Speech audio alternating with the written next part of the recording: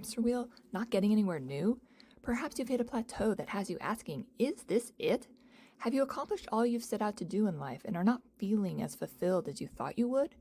It is normal at midlife to reassess what's working for you and what's not. It's also normal to want to reclaim your time, your energy, and your joy.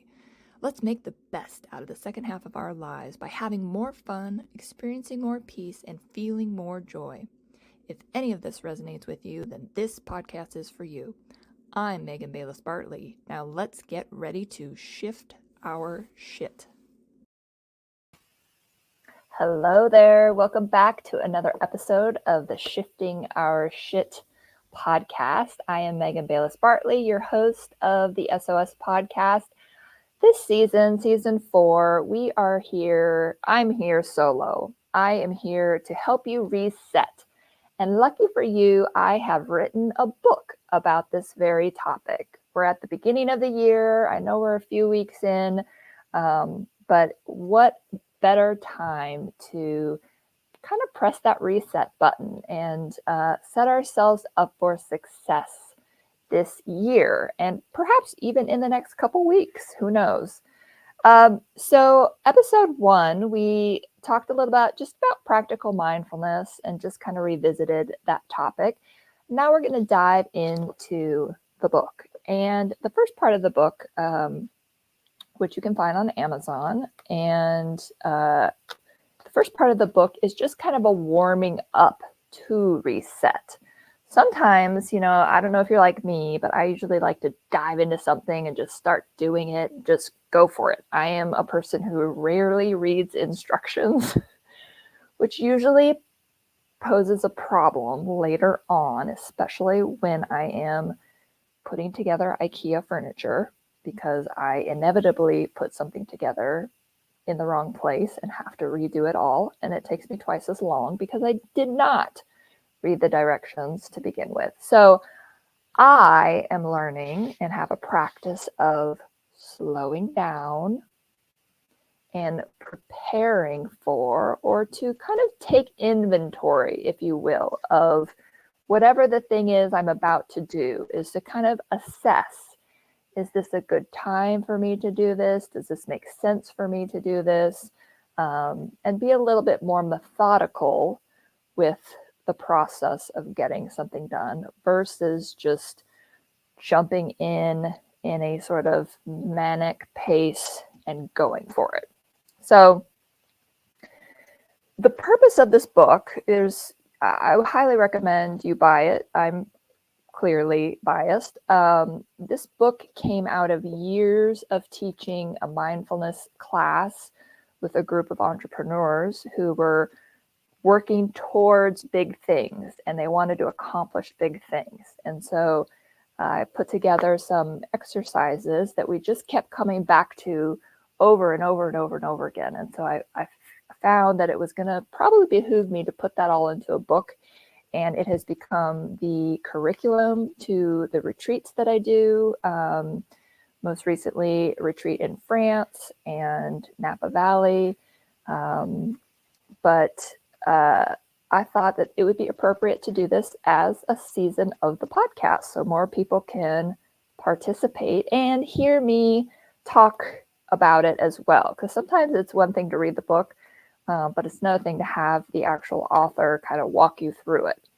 Now, this is my first, if you will, self-help book. And I swore to myself that if I ever wrote a self-help book, I did not want to set people up for failure. Now, sometimes self-help books or diet books or all this sort of industry has a very rigid step-by-step guide of how to do something. And if you don't do it that way, you're not going to get the results that you want. Well, I wanted to write this book in a very different way from that. So basically, the intention of this book is that if you just pick up the book and peruse through it, maybe that's enough. Maybe you get through 1 page or 10 pages or 100 pages, and that's enough. But that whatever you do, it's enough for you at this time, and for you to really check in with yourself instead of me telling you what to do now. There's a whole process in this book of sort of pausing to exhale and to smile and to repeat that, so that you just take a beat to kind of slow the process down instead of just mowing through the book and getting it done. It's a little bit more of a calming process, a way for us to be a little bit gentler with ourselves, which may also result in us being a little gentler with the people around us as well. I have found for me that often I am the hardest on myself, and I am probably, beat myself up the most, or I have historically, not so much anymore, but, I am very hard on myself, and I don't really need to be that hard on myself. So I wanted that to come through in this book.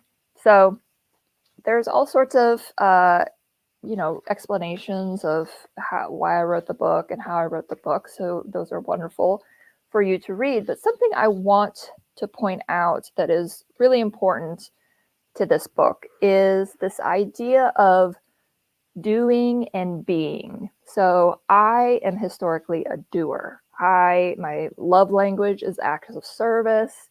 I usually know, somebody needs something before they even know they need it. And, that sometimes gets me into trouble because I don't know where the boundaries are or have it, historically, and have had to work on that.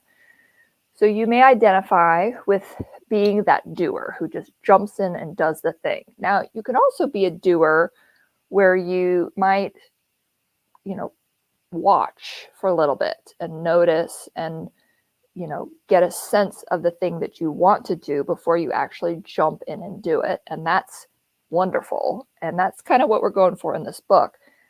And what we're also going for is this idea of just being. So take a moment and notice what it feels like in your mind and your body for me to say, just be. Maybe that's just for a moment. Maybe that's for 30 seconds. What would it be like to just be? One of the places I like to practice this is at a red light, because most red lights are about 30 seconds. And so instead of grabbing my phone and scrolling or seeing if that person texted back, I will just sit and stare at the red light or look around at the trees, just kind of notice, sometimes not thinking of anything, but just allowing myself to be in that moment. So that's a wonderful, practical mindfulness exercise you can practice. Now, none of us need more to do, right? I don't know if you're like me, but there always seems to be stuff that I need to do. I don't get bored easily or often because I feel like there's always things to do. And I think that perhaps, this process will help you, instead of doing more, is to think about things in some different ways. So sometimes we get stuck in this sort of black and white thinking of, and maybe this is from like your core beliefs from childhood that you were raised with, or, just meaning making that you've made out of certain things mean this and not that. And so it's just very black and white. This is right, that's wrong. This is good, that's bad. And that's, very dichotomous thinking. And so what I like to encourage is for us to kind of get curious and open ourselves up to what I call the rainbow of options, of ways to think about things in new ways. And one awesome mindfulness practice is to see things with beginner's eyes. So, if you never saw a car before, what would it be like to see a car for the very first time? Right? Be like, wow, that's a big piece of metal, very shiny. I don't know what it does. Oh, it's making some noise. Now it's moving. Like, to see things in a way you've never seen them before. One great exercise to do with this is to do a routine task differently. So one thing would be to sit at your kitchen table or dining room table in a different spot than what you would normally sit at. Most people have their spot at the table for meals. And so part of this is just switching up the spot, because you're still in the same room, you're still sitting at the same table, you're still eating with the same people. You're just now seeing the room and maybe the people from a different perspective. So it's kind of a low risk way of helping your brain be a little bit more malleable. Another option would be to take a different route to work or home from work or to the grocery or to the kids' school, just trying different routes. Another option would be brushing your teeth with the opposite hand or changing up your routine so that you move things around. If you normally would, in the bathroom, let's say, brush your teeth, go to the bathroom, take a shower, maybe you take a shower, go to the bathroom, and then brush your teeth. You're still getting everything done. You're just doing it in a different way, which helps with that brain malleability. Okay, so I'm experimenting this season, and I would love to hear your feedback with doing this season solo. So I won't have a co-host with me or a visitor. And I'm curious about that. A lot of people I've heard have said that they miss me talking most of the time, feedback I've gotten. So this is me talking a lot and all of the time. So I'd love to hear feedback from you. And if you are a longtime listener or a new listener, will you please send me an email and tell me your experience with the podcast and how we can maybe make it better or keep doing what we're doing. Our email is shiftingourshit@gmail.com. Super easy. shiftingourshit@gmail.com. So this is an experiment. I may go a little bit slower as we get into these exercises because I want us to be reflective in some of these exercises, and it's going to take you some time. Sometimes it won't always be appropriate to do these exercises while driving because you're going to want to focus.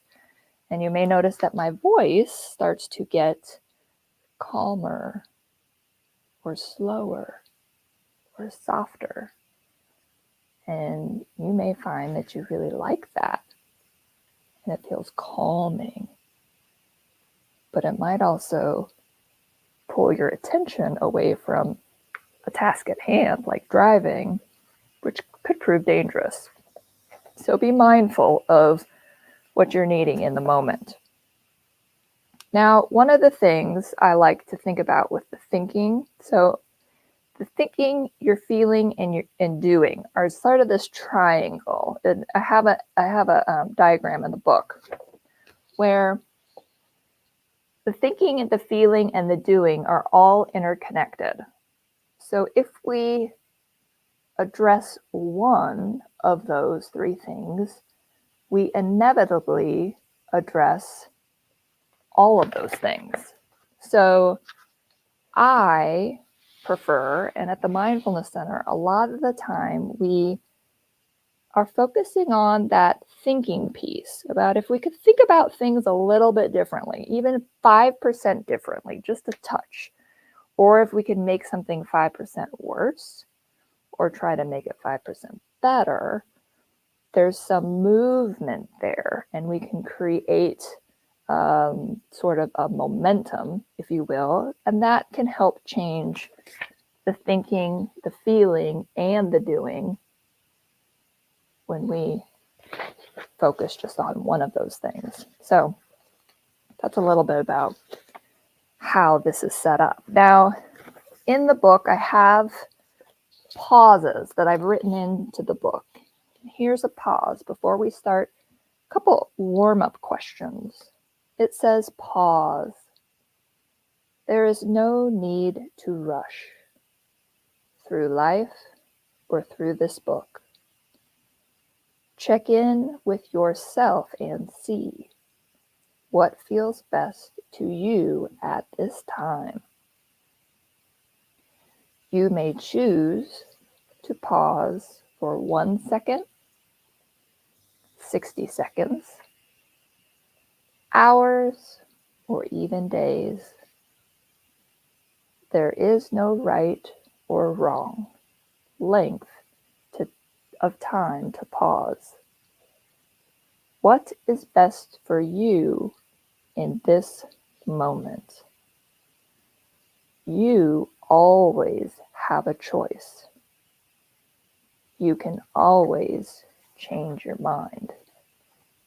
Let me say that last part again. You always have a choice, and you can always change your mind.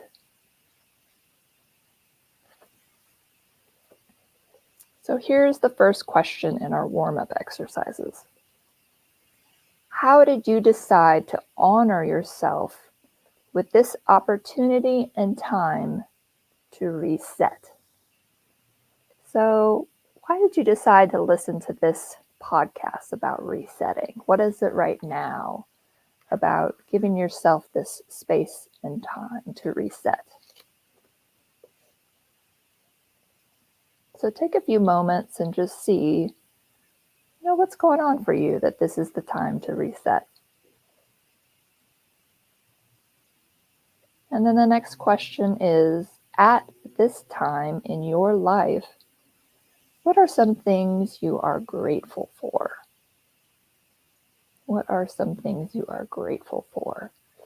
Oftentimes we start focusing on all the things we wish were different, and we forget about all the wonderful things that are.